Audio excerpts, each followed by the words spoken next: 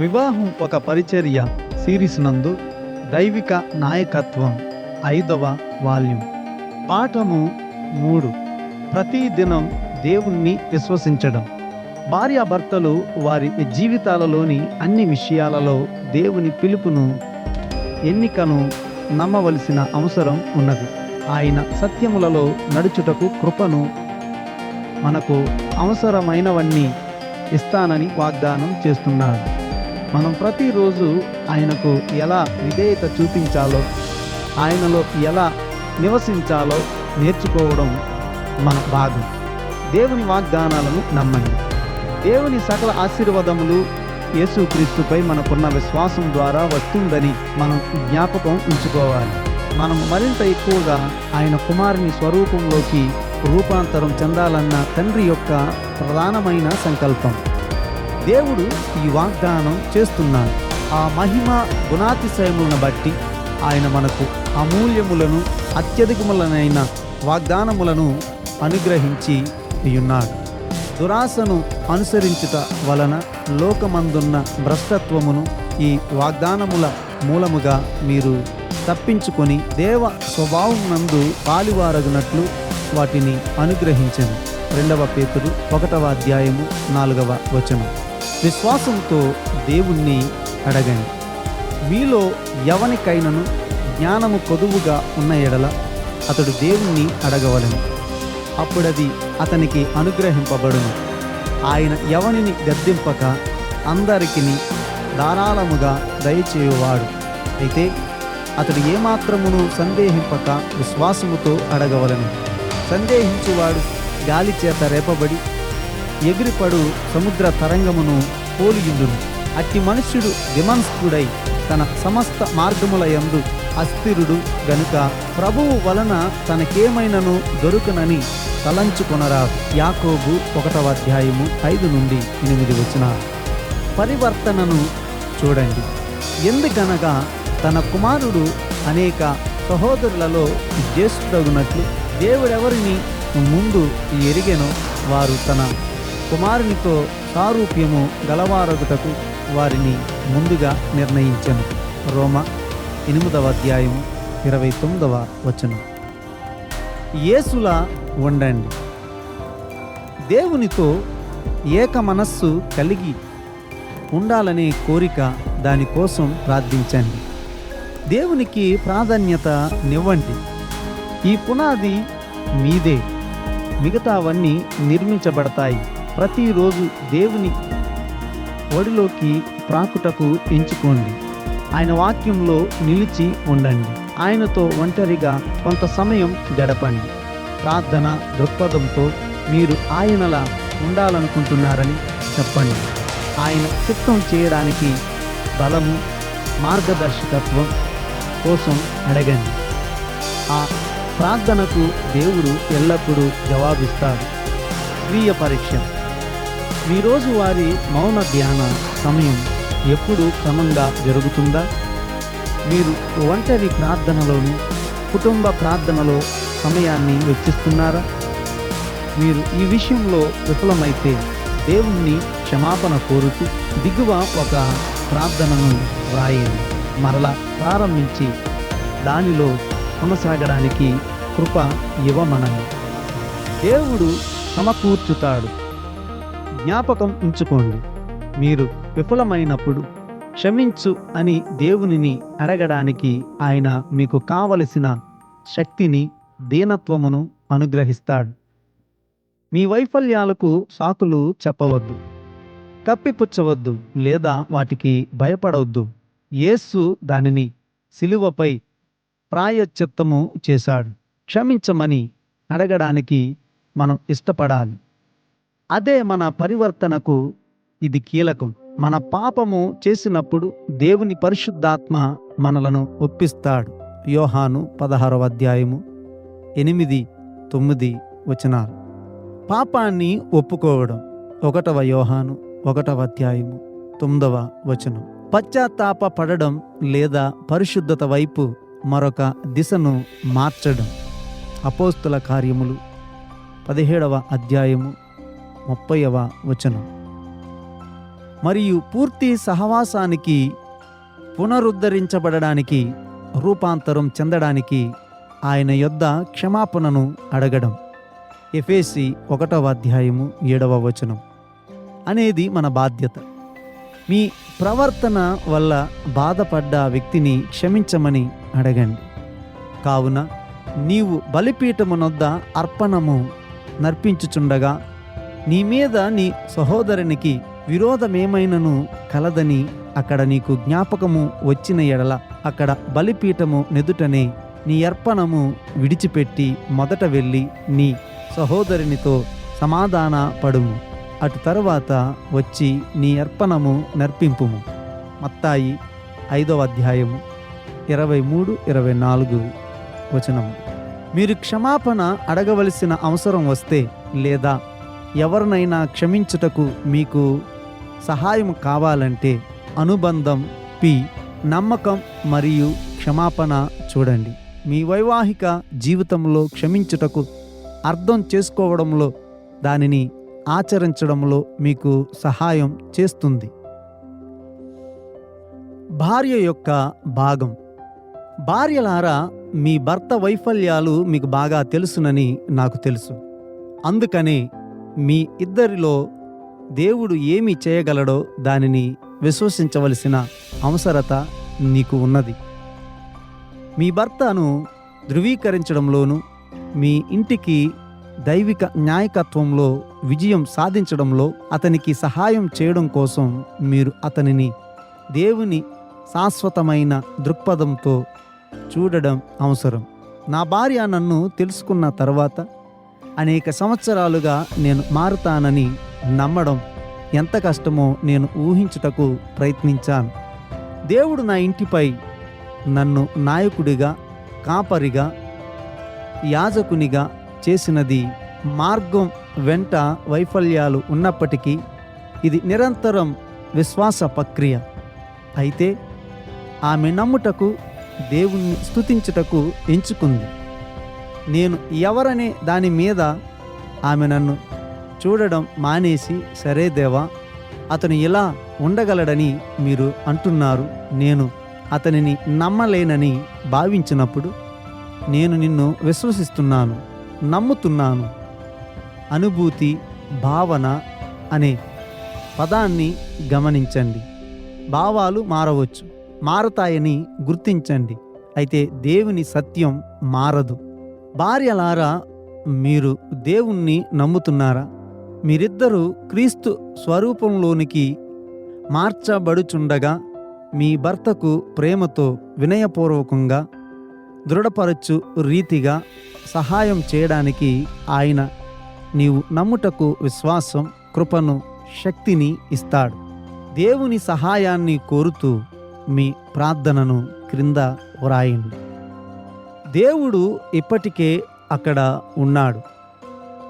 దేవుడు మన విషయమై ఎప్పుడు ఆశ్చర్యపడడు. ఎందుకంటే ఆయన నిత్యత్వంలో, అనగా కాలం వెలుపల జీవిస్తున్నాడు. ఆయన మన జీవితాలను మొత్తంగా చూస్తాడు. కాబట్టి ఏమి జరుగుతుందో ఆయనకి ముందే తెలుసు. మరియు వాటి యందు మనము నడుచుకొనవలనని దేవుడు ముందుగా సిద్ధపరిచిన సత్క్రియలు చేయుటకై మనము క్రీస్తు యేసునందు సృష్టింపబడిన వారమై ఆయన చేసిన పని అయి ఉన్నాము. ఎఫెసీ 2:10 ఈ వచనంలోని 2 సత్యాలు మనకు ఓదార్పుని ఇస్తాయి. మొదటిది, మనం ఆయన పని అయి ఉన్నాము. మీరు దేవుని కవిత. మీ వైవాహిక జీవితం, కుటుంబం సహా ఆయన కళాఖండంగా అవుతున్నాయి.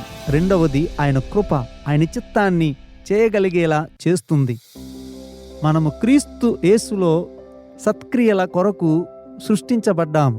మీరు ఈరోజు లేదా రేపు మీ జీవిత భాగస్వామి, పిల్లల విషయంలో ఎలాంటి పరిస్థితిని ఎదుర్కొన్నప్పటికీ దేవుడు ఇప్పటికే అక్కడ ఉన్నాడు గనుక మంచి పనులు చేయడానికి మిమ్మల్ని సిద్ధం చేశాడు అని మీరు దేవుణ్ణి స్తుతించవచ్చు. అయితే మీరు ఆయన వైపు చూస్తూ ఆయన మీకోసం ఏర్పాటు చేసిన మార్గంలో నడవాలని ఎంచుకోవాలి. పురుషులారా, భర్తలారా, తండ్రులారా, దేవుడు మిమ్మల్ని పిలిచాడని మీ సొంత శక్తితో కాక తన శక్తి బలముతో నాయకులుగా నడిపించేలా మిమ్మల్ని రూపొందించాడని మీరు తెలుసుకోవాలని దేవుడు కోరుకుంటున్నాడు. దేవుడు కుటుంబాన్ని సృష్టించి దానిని ఎలా నిర్వహించాలో తన ప్రణాళికను స్పష్టంగా చెప్పాడు. మన భార్యలను, పిల్లలను మన అధికారంను సంరక్షణలో ఉంచాడు. నేటి సమాజంలో ఆలోచన ఖచ్చితంగా బోధించబడలేదు లేదా జనాదరణ పొందలేదు. కాబట్టి ఇది ఒక కొత్త భావన అయ్యుండవచ్చు.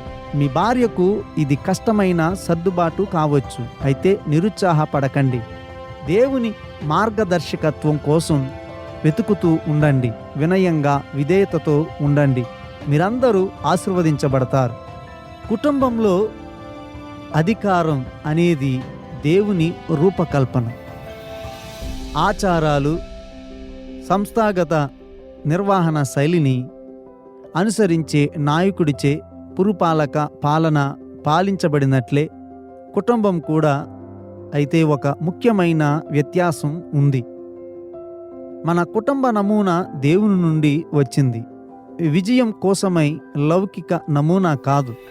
మనము సంప్రదాయాలు, సాంస్కృతిక ప్రమాణాలు, జాతి విశ్వాసాలు, లౌకిక సలహాలు లేదా దేవుని వాక్యముకు, ఆయన చిత్తానికి వెలుపల ఉన్న ఏది ఉపయోగించినా మనం అభివృద్ధి చెందలేము.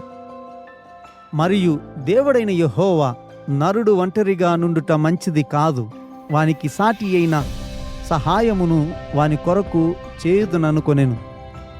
ఆదికాండము 2వ అధ్యాయము 18వ వచనం. అనేక కుటుంబాలు సతమతమవుతున్నాయి. ఎందుకంటే భార్య ఒక రీతిగా పెంచబడినది, భర్త మరో రీతిగా పెంచబడినాడు. మరియు గృహ జీవితంలోని అనేక రంగాలలో భార్యకు న్యాయకత్వం ఇవ్వబడింది. ఆమె పిల్లలకు ప్రాథమిక పోషణ ఇచ్చు వ్యక్తిగా, ఇంటి పనులను నిర్వహించే వ్యక్తిగా ఉంటున్నందున ఇది సహజంగా కనిపిస్తుంది. భర్త ఇంటికి వచ్చి తన భార్యకు సహాయకుడిగా పనిచేయడం సర్వసాధారణం. ఈ పద్ధతి మన సమాజంలో అభివృద్ధి చెందుతున్నప్పటికీ ఇది దేవుని విధానం కాదు. లోతుగా తవ్వండి. దేవుడు కుటుంబం కొరకు ఏర్పరిచిన క్రమాన్ని వివరించండి.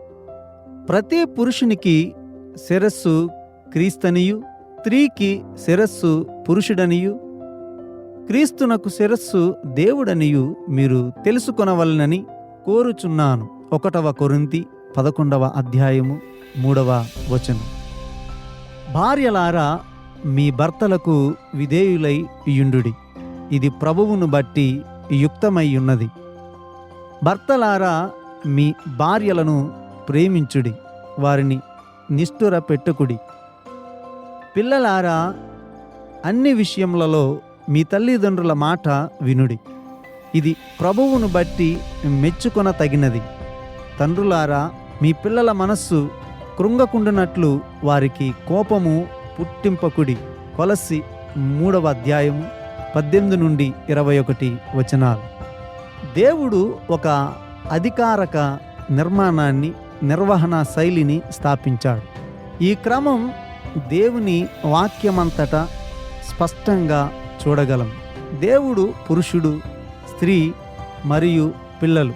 పురుషులారా, మీరు ఏ విషయంలోనైనా మీ భార్యకు మీ బాధ్యతను ఇచ్చినట్లయితే లేదా అప్పగించినట్లయితే ఇది దేవుని చిత్తం కాదు. కొంతమంది భార్యలు దానికోసం పోరాడి గెలిచారు. అయితే దేవుడు మీకు అప్పగించిన దానిని మీరు పోగొట్టుకున్నారు. అంటే ఆ పనిని నిర్వహించడానికి దేవుడు సన్నద్ధం చేయని వ్యక్తికి బాధ్యతను వదులుకోవడం. అందుకే చాలా వివాహాలు బాధపడుతున్నాయి. అందుకే భార్యాభర్తలు తమ వివాహాలలో దేవుని కోసం ఫలించలేకపోతున్నారు. దీనిని మరింత దిగ్భ్రాంతికరమైన స్థాయికి తీసుకువెళ్ళి చెప్పాలంటే, పురుషుడు ఇంటిలోని అన్ని రంగాలలో నాయకత్వం వహించాలని దేవుడు చెప్పాడు. అన్నిటిలో మాత్రమే కాదు. 1 తిమోతి 3వ అధ్యాయము 4-5 వచనాలు. ఇది కుటుంబం పట్ల దేవుని స్పష్టమైన సంకల్పం. వ్యక్తిగత బలాలు. వివాహానికి ముందు ఒక జంట అతని బలాలు, ఆమె బలాలు వివాహంలో జీవన శైలిని ఉపయోగించాలని యోచిస్తున్నారు. వారు కొన్ని పరీక్షలు పెట్టుకున్నారు. భాగస్వామి విషయంలో సమానంగా ఫలితాలు వచ్చాయి.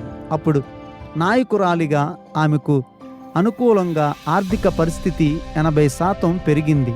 నేను అడిగాను, ఇది ఎక్కడి నుండి మీరు తీసుకువచ్చారు?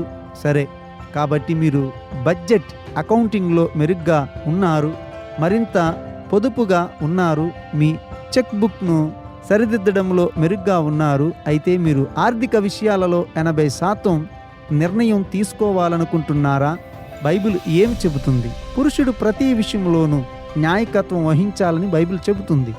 నేను మహిళను లక్ష్యంగా చేసుకోవడం లేదు, ఎందుకంటే చాలామంది పురుషులు తమ భార్యలు తమ బాధ్యతలను చూసుకోవాలని ఇష్టపడతారు.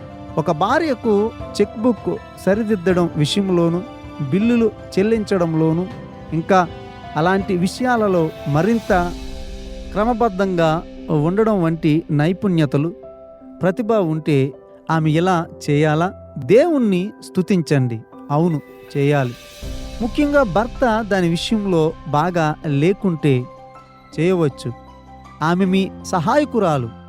మీ ఆమోదంతో అన్ని నిర్ణయాలు సంయుక్తంగా తీసుకోవడం, అది ఆమెకు విడిచిపెట్టడం కాదు. మన లక్ష్యం దేవుని చిత్తమును, ఆయన ఉద్దేశాన్ని నెరవేర్చడం, ఆయనను మహిమపరచడం. మీరు ఆమెకు ఎక్కువ నైపుణ్యం ఉన్న విషయాలు నిర్వహిస్తుంటే ఆమెకు అప్పగించండి, పర్యవేక్షించండి. అయితే ఆమెపై బడ్జెట్కు సంబంధించిన అన్ని బాధ్యతలను, ఒత్తిడిని వదిలివేసి, తర్వాత మొత్తం డబ్బు ఎక్కడికి వెళుతుందో తెలియట్లేదు అని, లేదా దశమ భాగపు చెక్కులు ఎందుకు పంపలేదు అని ఫిర్యాదు చేయవద్దు. భార్యాభర్తలు స్పష్టమైన, ఉమ్మడిగా అంగీకరించిన ఖర్చు బడ్జెట్ను కలిగి ఉండాలి. నెలవారీ బిల్లులు ఎలా చెల్లిస్తారు, అసలు ఎవరు చెల్లిస్తారు అనే పద్ధతిని ఏర్పాటు చేయాలి. ఒక భార్య మెరుగ్గా సన్నద్ధంతో ఉంటే, క్రమబద్ధంగా ఉంటే ఆమె దానిని చేయవచ్చు. అయితే కుటుంబానికి సంబంధించి ఆర్థిక ప్రణాళికలో ఏమైనా మార్పులు చేయడానికి ముందు పురుషుడు అన్ని ఆదాయాలు, ఖర్చులు, ఏమైనా మార్పులను పరిగణలోనికి తీసుకుంటే వాటి గురించి తెలుసుకుని ఉండాలి. కార్యాచరణ ప్రణాళిక. మీరు క్రైస్తవ దృక్కోణం నుండి ఆర్థిక విషయాలపై ఎప్పుడూ శిష్యులుగా ఉండకపోతే, వారు క్రౌన్ ఫైనాన్షియల్ మినిస్ట్రీస్ లేదా డేవ్ రామ్సే పుస్తకాలను ఉపయోగిస్తున్నారో లేదో తెలుసుకోవడం కోసం వెబ్సైట్లోనికి వెళ్ళడానికి మీ సంఘాన్ని సంప్రదించండి. ఈ రెండిటిని చిన్న సమూహంగా బోధించవచ్చు, లేదా సమాచారం కోసం మీరు వాటిపై ఆన్లైన్లో సందర్శించవచ్చు. నడిపించడానికి సరైన మార్గం. భర్త లేదా తండ్రి దేవుడు హెచ్చరించినట్లుగా నడిపించాలి. భారం మోపే చేతితో ఒక నియంతగా కాదు, కానీ ప్రభువు యొక్క ప్రేమగల సేవకునిగా నడిపించాలి. సత్య విషయమైన అనుభవ జ్ఞానము వారికి కలుగుటకై దేవుడు ఒకవేళ ఎదురాడు వారికి మారు మనస్సు దయచేయును. అందువలన సాతాను తన ఇష్టము చొప్పున చెరపట్టిన వీరు వాని యురిలో నుండి తప్పించుకొని మేలుకుందరేమో అని 2 తిమోతి 2వ అధ్యాయము 24-25 వచనము. న్యాయకత్వానికి సంబంధించిన ఈ 4 సూత్రాలు నేరుగా దేవుని వాక్యం నుండి వచ్చాయి మరియు అవి ఆయన చిత్తములో నడిపించే మార్గదర్శకాలు. ఒక భర్త ఈ విధంగా నడిపించినప్పుడు, సరిదిద్దినప్పుడు తన పని బాగా చేయగలడు. 1. సేవకునిగా ఉండండి. దైవజనుడిగా ప్రభువు సేవకుడు ఆయన చిత్తం చేయడానికి సమర్పించుకున్నాడు. నాయకుడిగా ఉండాలంటే మొదట సేవకునిగా ఉండాలని బైబిల్ చెబుతుంది.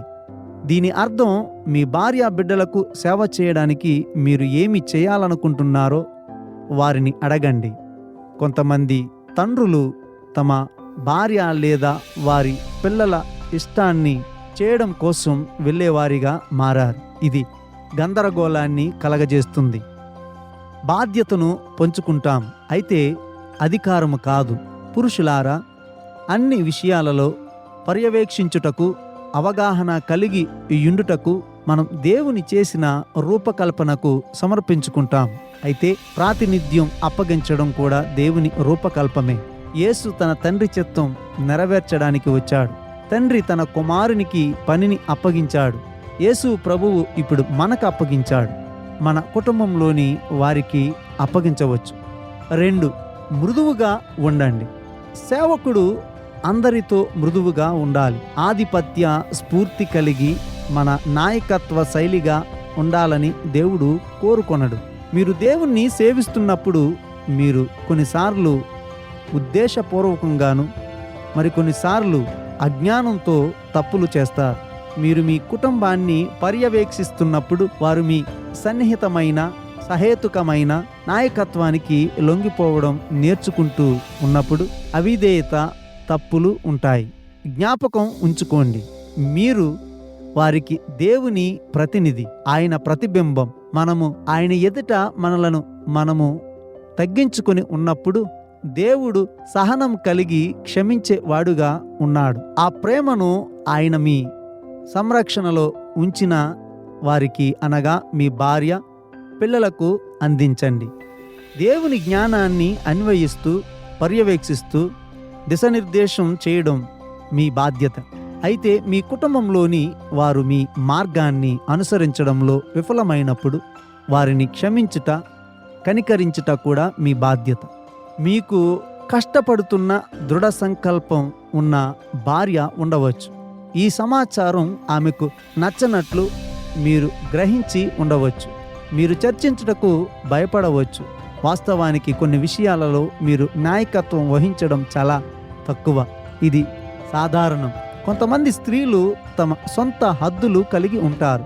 వారు అక్కడి నుండి కదలరు. వారు వారి భర్తతో అంటున్నారు, నడిపించడం అంటే ఏమిటి?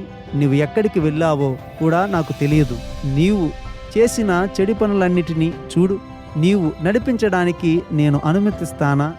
అది మరిచిపో. కొంతమంది పురుషులు దానిని విని అంతే కదా అని నమ్మి ధైర్యంగా ముందుకు వెళ్ళరు. మరియు ఇలా అన్నారు, అలా కాదు, ఏది ఏమైనా మనము దీనిని తిప్పికొట్టబోతున్నాము. మనము ముందుకు వెళుతున్నాము. దీనిని మార్చబోతున్నాము. దేవుడు నన్ను పిలిచాడని, నన్ను అభిషేకించాడని నేను నమ్ముతున్నాను. నా గత వైఫల్యాలను చూడడం మానేసి ఆయనను చూడడం ప్రారంభించి వాగ్దానాలను నమ్మాలని ఆయన కోరుకుంటున్నారు. కష్టాలు ఎదురైనప్పుడు దేవుణ్ణి విశ్వసించి ఆయనను అనుసరించడాన్ని ఎంచుకోండి. మృదత్వం అనేది ఆత్మఫలం. అది దేవునితో మీ సంబంధం నుండి వస్తుంది. ఆత్మఫలమేమనగా ప్రేమ, సంతోషం, సమాధానము, దీర్ఘశాంతము, దయాళుత్వము, మంచితనము, విశ్వాసము, సాత్వికము, ఆశా నిగ్రహము. ఇటివాటికి విరోధమైన నియమమేదియూ లేదు. గలతీ 5వ అధ్యాయము 22-23 వచనాలు. కార్యాచరణ ప్రణాళిక 2. భర్తగా మీరు మీ కుటుంబంలో నాయకత్వ పాత్రను ముందుకు సాగడం కష్టమైతే బలం కొరకు మీ భార్య హృదయాన్ని తెరవడానికి దేవునికి ఒక ప్రార్థన రాయండి. భార్యగా దేవుని వాక్యము నుండి ఈ సత్యాలను పొందుకోవడంలో నీకు ఇబ్బందిగా ఉంటే మీ అవిశ్వాసం తొలగించమని, నీ భర్త దైవభక్తి గల నాయకుడిగా మారడానికి అతని కృప చూపమని దేవుని సహాయం కోరుతూ ఒక ప్రార్థన రాయండి. 3. వినయంగా ఉండండి. దైవభక్తి గల సేవకుడు ఇతరులతో వినయంగా వ్యవహరిస్తాడు. దీనర్థం ఇతరులను మనకంటే గొప్పవారిగా భావించడం, మనల్ని మనం మంచివారిగా లేదా ముఖ్యమైన వారిగా చూడకుండా దేవుని దృష్టిలో సమానంగా చూడడం. మనల్ని పిలిచి అభిషేకం చేసేది దేవుడే. ఆయన విజయం సాధించడానికి అన్ని సూచనలను, శక్తిని అనుగ్రహిస్తాడు. కక్ష చేతనైనను వృధాతిశయము చేతనైనను ఏమియూ చేయక వినయమైన మనస్సు గలవారై ఒకరినొకడు తనకంటే యోగ్యుడని ఎంచుచు. ఫిలిప్పి 2వ అధ్యాయము 3వ వచనం. నేను నా భార్య వద్దకు వెళ్ళి, సరే, దేవుని చిత్త ప్రకారం నేనే యజమానిని, నేను ఇక్కడ అందరికంటే తెలివైన వాడిని, ఏ విధముగానైనా అన్నీ తెలిసిన వాడిని అని ప్రకటించి ఉంటే ఆమె నాకు లోబడి ఉండుటకు ఇష్టపడుతుందా? మన వైఖరిలో మనము తెలియజేసే దృక్పథం మనం గ్రహించిన దానికంటే దగ్గరగా ఉండవచ్చు. దేవుడు నన్ను పిలిచి క్షమించినప్పుడు నేను స్వార్థపరుడిని, అర్హత లేనివాడిని. తరువాత నేను న్యాయకత్వం వహించాలని, నా భార్య నాకు లొంగిపోవాలని ఆయన కోరుకుంటున్నారని నేను తెలుసుకున్నాను. అయితే నా నాయకత్వం మృదుత్వం, వినయంతో కూడిన హృదయం నుండి రావాలని, అది ఆయన విధములో చేయుట అంటే మన భార్యలు వ్యవస్థను కాళ్ళతో కొడుతున్నప్పటికీ, లేదా మన పిల్లలు మనల్ని సవాలు చేస్తున్నప్పుడు కూడా వారి పట్ల చాలా దయ, సహనం చూపుతూ ఉండాలి. 4. దిద్దుబాటు తీసుకురండి. ఒక నాయకుడు తన అధికారం క్రింద ఉన్నవారిని సరిదిద్దాలి. అయితే ఈ వాక్యముతో సరిదిద్దడం అంటే ఏమిటో మనం అర్థం చేసుకోవాలి. మొదటిగా, ఏ పరిస్థితిలోనైనా వాక్యానికి, దేవుని చిత్తానికి స్పష్టత తీసుకురావాలని మరియు అనుసరించడానికి దైవిక ప్రణాళికను కలిగి ఉండాలి. రెండవదిగా, దానికోసం నిలవబడి ముందుకు వెళుతూ వదలకుండా, వెనక్కి తగ్గకుండా, మీ బాధ్యతను వదులుకోకుండా ఆ ప్రణాళికను అమలు చేయడం. దేవుడు తన వాక్యం ద్వారా మీతో మాట్లాడినప్పుడు అది చాలా శక్తివంతమైనది. బహుశా మనం వాటిలో 1 లేదా 2 సూత్రాలను మాత్రమే ఉపయోగించాలి అని చెప్పకండి. దయచేసి అంతటిని కోరుకోండి, విశ్వసించండి, ప్రార్థించండి. దేవుడు ఆజ్ఞాపించినట్లు పని చేయడానికి సమర్పించుకుని ఉండండి. దేవునికి అన్నీ సాధ్యమేనని బైబిల్ చెబుతుంది. మార్కు 9వ అధ్యాయము 23వ వచనం, 10వ అధ్యాయము 27వ వచనం. మన గృహాలలో ఎలా నడిపించబడాలన్న దానికి యేసు ప్రభు గొప్ప ఉదాహరణ.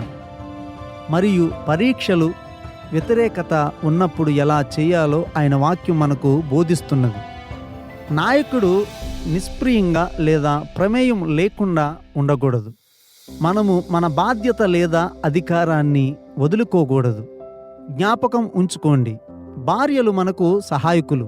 అయితే వారి ప్రతిభను, సామర్థ్యాలను వాడకుండా లేదా ప్రతినిధులుగా చేయకుండా ఉండే మూర్ఖులము కాదు. భార్య ఎక్కువగా గృహాన్ని నిర్వహిస్తుంది. ముఖ్యముగా ఒక తల్లిగా పిల్లలను చూసుకోవడంలో ఎక్కువ సమయం గడుపుతుంది. అయితే ఇది ఏదైనా తుది నిర్ణయంలో భర్త పర్యవేక్షించడం, అధికారిక మాటను ఉండడంతో బృందంగా కృషి చేయవచ్చు. ఇది కుటుంబం విషయంలో దేవుని నిర్వహణ శైలి. కార్యాచరణ ప్రణాళిక 3. భర్తగా మీరు దేవుడు ఇచ్చిన ఈ బాధ్యత గురించి మీకు ఏమైనా భయాలు లేదా అభ్యంతరాలు ఉంటే మీ ప్రార్థనను క్రింద వ్రాయండి. మీ ఇంటిలో ఈ సూత్రాలను సాధకము చేయునట్లు ఆయనను విశ్వసిస్తూ ముందుకు సాగడానికి జ్ఞానమును, కృపను అనుగ్రహించమని దేవుణ్ణి అడగండి. మీ భార్య లేదా పిల్లల నుండి ఎటువంటి వ్యతిరేకత వచ్చినా ప్రేమగా వ్యవహరించుటకు సహనమును, పట్టుదలను ఇమ్మని దేవుణ్ణి అడగండి. భార్యగా మీరు ఇప్పటికే దీనికోసం ప్రార్థిస్తూ ఉంటే ప్రభువును స్తుతించండి. మీ భర్తను ప్రోత్సహించడానికి, ధృవీకరించబడడానికి శక్తిని అడగండి. మీ ప్రార్థనను క్రింద వ్రాయండి. మీకు భయాలు, అరమరికలు ఉంటే వాటిని ఒప్పుకొని, ఇది సరైనది కానప్పటికీ ఇది మీ కుటుంబం కోసం ఆయన ప్రణాళికని విశ్వసించే కృపను ఇమ్మని దేవుణ్ణి అడగండి. పాఠము 4.